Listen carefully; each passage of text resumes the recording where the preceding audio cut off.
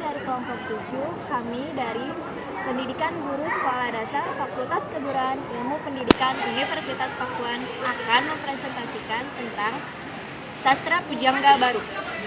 Sebelumnya, saya akan memperkenalkan diri. Nama saya Fitratul Nur Azizah sebagai moderator. Di samping saya ada teman saya. Nama saya Dwi Ratnasari sebagai penyanyi 1. Dan saya Neneng Ratnasari sebagai penyanyi 2. Baiklah teman-teman, untuk mempersingkat waktu, saya akan mempersilahkan kepada teman saya untuk membahas pembahasan yang utama. Saya akan berikan kepada Dwi Ratnasari. Kita sebelum mengenal jauh tentang sastra angkatan Pujangga Baru, alangkah baiknya kita membahas tentang sejarah sastra angkatan Pujangga Baru. Yang kita tahu sekitar tahun 1920-an kita sudah mengenal majalah yang memuat karangan-karangan yang berupa cerita, sajak, dan lain sebagainya. Kemudian, tetapi hingga awal tahun 1930-an itu belum pernah ditemukan karya-karya tersebut. Kemudian pada pertengahan 1930-an itu baru muncullah majalah Timbul yang di dalamnya itu berbahasa Belanda. Pada tahun 1933, Amijen Pane, Amir Hamzah, dan Sultan Takdir Ali Syahbana ini mendirikan majalah Pujangga Baru. Kemudian pada mulanya keterangan resmi tentang majalah itu berbunyi Majalah Kesusastraan dan Bahasa serta Kebudayaan Umum. Tetapi sejak tahun 1935 berubah menjadi pembawa semangat baru dalam kesusastraan, seni, kebudayaan, soal masyarakat umum. Setelah kita mengenal sejarah sastra angkatan Pujangga Baru, kita akan mengenal juga karakteristik atau ciri-ciri apa saja sih yang ada di sastra angkatan Pujangga Baru. Dan yang pertama yaitu ada tema pokok ceritanya yang tidak lagi berkisar pada masalah adat, tetapi masalah kota, masalah kehidupan di kota atau juga modern. Dan yang kedua itu mengandung nafas kebangsaan atau unsur nasionalnya. Dan yang ketiga memiliki kebebasan dalam menentukan bentuk dan isi. Yang keempat, bahasa sastra Pujangga Baru adalah bahasa Indonesia yang hidup dalam masyarakat sekitar. Dan yang kelima, romantik idealisme. Yang dimaksud dengan romantik idealisme yaitu melukiskan sesuatu bahasa secara berlebihan atau yang kita tahu zaman sekarang ini yaitu kata lebay kali ya. Dan yang keenam itu pengaruh asing yang cukup kuat dari negara Belanda.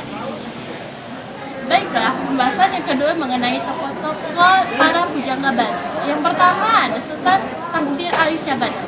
Sultan Takdir Ali Syahbana lahir di Natal sejak tahun 1908. Beliau adalah motor dan penggerak gerakan Pujangga Baru. Tahun 1929 muncullah panggung sejarah yang romannya berjudul Tak Putus Rundung Malam. Takdir dikenal sebagai penulis esai dan sebagai pembina bahasa Indonesia, serta Takdir juga menulis sajak-sajak yang salah satunya tentang kematian istrinya. Tokoh kedua yaitu Amirjen Pane, seorang organisator Pujangga Baru. Amirjen terkenal sebagai pengarang roman belenggu. Ada yang pro dan kontra. Dengan roman yang dibuat Amirjen, yang pro menyongkong sebagai hasil sastra yang berani, dan yang kontra menyebutkan sebagai karya cabul yang terlalu banyak melukiskan kehidupan nyata yang selama ini disembunyikan di belakang kehidupan. Tokoh ketiga yaitu adalah Amir Hamzah. Amir Hamzah merupakan penyair yang religius. Beliau adalah seorang penulis prosa, esai, kritik, maupun sketsa. Ia adalah seorang mahasiswa Fakultas Hukum di Jawa dan aktif dalam bidang keagamaan dan kebangsaan. Ada beberapa ciri puisi menurut Amir Hamzah. Yang pertama, banyak mempergunakan kata-kata lama yang diambilnya dari hasanah bahasa Melayu dan Kawi. Yang kedua, kata-kata yang dijemputnya adalah bahasa daerah, terutama bahasa Melayu, Jawa, dan Sunda. Dan yang ketiga, isi sajak Amir Hamzah kebanyakan bernada kerinduan, penuh dengan ratapan kesedihan. Dan tokoh terakhir yaitu J.E. Tatengke. J.E. Tatengke termasuk juga salah seorang penyair yang religius. Namun, berbeda dengan Amir Hamzah, karena Amir Hamzah beragama Islam dan J.E. Tatengke beragama Kristen. Ia juga menulis prosa, baik berupa esai, kritik, dan sketsa. Penyair kelahiran Sangihe ini menulis sebuah buku yang berjudul Dendam. Bahasa yang digunakannya pun bukanlah bahasa yang baik menurut norma-norma bahasa Melayu Riau. Struktur puisinya bebas dari pengaruh pantun dan syair atau bentuk puisi lama lainnya. Terima kasih kepada teman-teman saya yang sudah menjelaskan pembahasan tentang sastra pujangga baru. Selanjutnya, saya akan memberikan kesimpulan. Kesimpulan dari sastra pujangga baru adalah yaitu perkembangan nilai kesusastraan di Indonesia selalu menjadi suatu hal yang lebih baik dan sempurna lagi, sehingga para sastrawan terus berusaha menerbitkan suatu karya yang lebih baik dan bermutu. Di sisi lain, juga suatu karya sastra harus memiliki unsur keilmuan yang lebih kental lagi. Oleh karena itu, perubahan karya kesusastraan di Indonesia semakin terasa menjadi karya yang lebih baik dan kritis. Pujangga baru merupakan tempat berkumpulnya sejumlah pengarang yang memiliki keanekaragaman suku, kepercayaan yang tersebar di seluruh Indonesia. Pujangga baru juga muncul sebagai reaksi atas berbagai sensor yang dilakukan melalui pustaka terhadap karya tulis sastrawan pada masa tersebut, terutama terhadap karya sastrawan yang menyangkut nasionalisme dan kesadaran bangsa.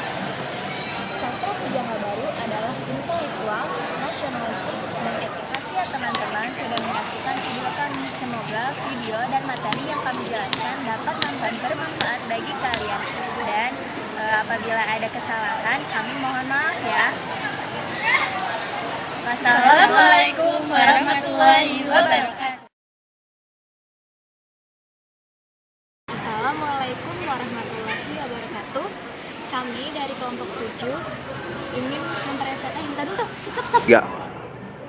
Assalamualaikum warahmatullahi wabarakatuh. Kami dari kelompok 7, kami dari Terbitlah majalah Timbul. 3. Ya, marilah kita sebelum tiga.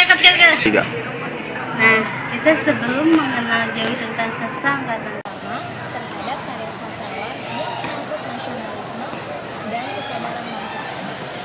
Sastra pujangga baru adalah intelektual, nasionalistik, dan etik. Apa Neng? Biar cepat kelar. Enggak, udah kok bagus. Takdir Aisyah Bana merupakan motor dan penggerak. Gini lucu Neng. Buru jenuh. Tapi bagus gitu Neng. Ya gini.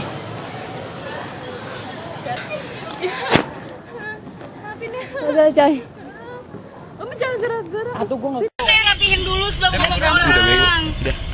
Nah, langsung ah. Itu atuh. Udah sini. Oh iya, bentar. Ntar gampang dia. Ya.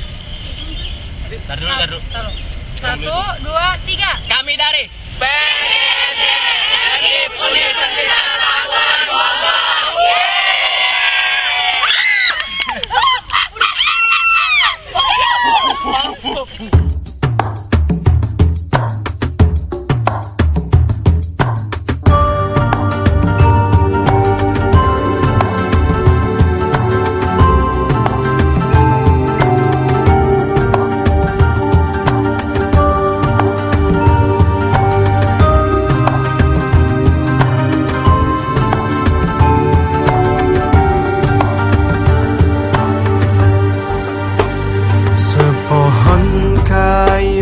Daunnya rimbun, lebat bunganya serta buahnya